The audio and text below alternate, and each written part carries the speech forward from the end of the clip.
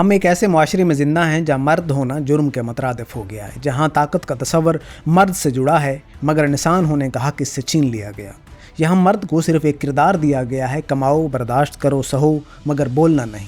آنسو بہانا کمزوری، تھک جانا بے غیرتی، مدد مانگنا شرم اور احساسات کا اظہار کرنا عورت کا کام سمجھا جاتا ہے۔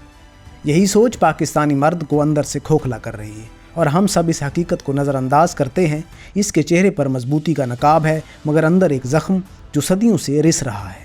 معاشرہ مرد سے سب کچھ چاہتا ہے مگر اس کے احساسات کو نظر انداز کرتا ہے۔ چاہتا ہے کہ وہ بیوی کا محافظ، بچوں کا ہیرو ہو، والدین کا سہارا بنے، معاشرے کا ستون، مگر کبھی نہیں سوچتا کہ وہ خود کسی کا سہارا لے۔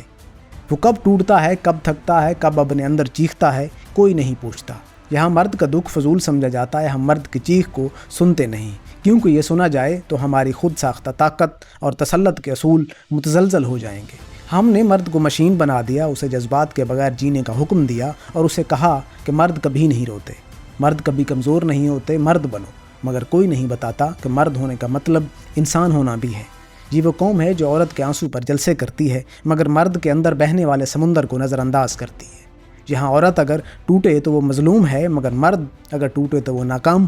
پاکستانی گھروں میں لڑکے کی تربیت ایک عجیب فریب کے ساتھ ہوتی ہے۔ بچپن سے اسے کہا جاتا ہے کہ رو نہیں، تم لڑکے ہو، احساس دکھانا شرم کی بات ہے، خاموش رہو، مرد بنو، اور وہ بچہ بڑا ہو کر ایک ایسے شخص میں جو اپنے جذبات چھپانے میں ماہر ہو جاتا ہے۔ وہ کبھی نہیں سیکھتا کہ کیسے بولنا ہے، کیسے مدد مانگنی ہے، کیسے کہنا ہے کہ میں ٹھیک نہیں ہوں۔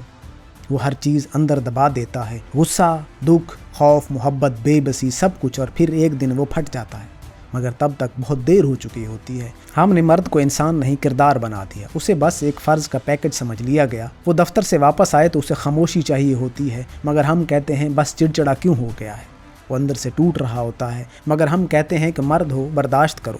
وہ زندگی کے ہر محاذ پر لڑتا ہے، نوکری، مہنگائی، گھر کے اخراجات، رشتہ داروں کے تانے، بیوی کی توقعات، والدین کا بوجھ، مگر اس کے لیے کوئی کندھا نہیں۔ یہاں مرد کے آنسو حرام سمجھے جاتے ہیں۔ ہماری تہذیب نے مرد کو طاقت کے خول میں قید کر دیا مگر طاقتور ہونا تھکا دینے والا ہوتا ہے۔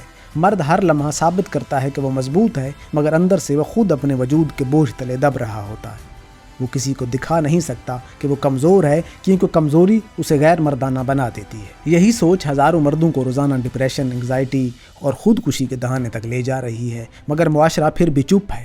مرد کے دکھ پر خاموشی لازم ہے۔ پاکستان میں اگر کوئی مرد کہے کہ میں تھک گیا ہوں تو لوگ ہنستے ہیں، اگر وہ کہے کہ میں ڈپریشن میں ہوں تو کہا جاتا ہے کہ نماز پڑھا کرو، سب ٹھیک ہو جائے گا۔ کسی نے یہ نہیں پوچھا کہ وہ نماز بھی پڑھتا ہے مگر پھر بھی کیوں خالی ہے، کیوں اس کے اندر ایک شور ہے جو وہ کسی سے کہہ نہیں سکتا، کیوں جہاں ایمان کے نام پر احساسات کو دبانے کی تربیت دی جاتی ہے، مذہب کو سمجھنے کی بجائے اسے تسلی کا نشہ بنا دیا گیا۔ پاکستانی مرد جب صبح اٹھتا ہے تو اس کے دماغ پر قرض، ذمہ داریاں، توقعات، سماجی خوف اور ناکامی کا بوجھ ہوتا ہے۔ وہ سب سے پہلے سوچتا ہے کہ بل کیسے بھرنے ہیں، گھر کا خرچ کیسے نکالنا ہے، بیوی کی ضروریات کیسے پوری کرنی ہیں، بچوں کی فیسیں کہاں سے لانی ہیں۔ اس کے ذہن میں ہر وقت حساب کتاب چلتا ہے مگر اس کی اپنی خوشی، اپنی ذہنی صحت، اپنی نیند، اپنا سکون سب قربان ہو چکے ہیں۔ وہ ایک جیتا جاگتا لاشا بن جاتا ہے جسے بس چلتے رہنا ہے۔ یہ معاشرہ مرد سے وفاداری مانگتا ہے مگر اسے سمجھنے کی زحمت نہیں کرتا۔ ایک مرد جب چپ ہو جاتا ہے تو وہ خطرناک حد تک اکیلا ہو جاتا ہے۔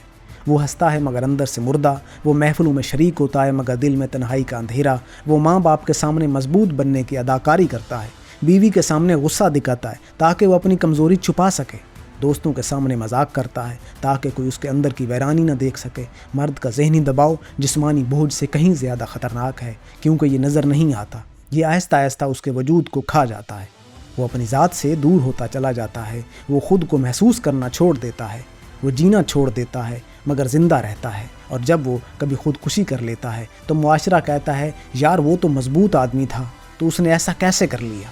یہی ہماری سب سے بڑی منافقت ہے۔ ہم صرف مرے ہوئے مرد کی ہمدردی کرتے ہیں، زندہ مرد کی چیخ کو نظر انداز کرتے ہیں۔ لاکھوں مرد ایسے ہیں جو رات سوتے وقت آنکھیں بند کرتے ہوئے دعا کرتے ہیں یا اللہ صبح نہ ہو۔ وہ کسی سے کہہ نہیں سکتے، وہ ٹوٹ گئے ہیں کیونکہ اگر کہہ دیں تو لوگ اس پر ہنستے ہیں، اس کی بیوی انہیں بزدل کہتی ہے، دوست اس کا مذاق اڑاتے ہیں، والدین کہتے ہیں ہم نے تمہیں بگاڑ دیا۔ کسی نے کبھی نہیں سوچا کہ شاید وہ بس انسان ہے. ہم نے مرد کو بے حس کر دیا.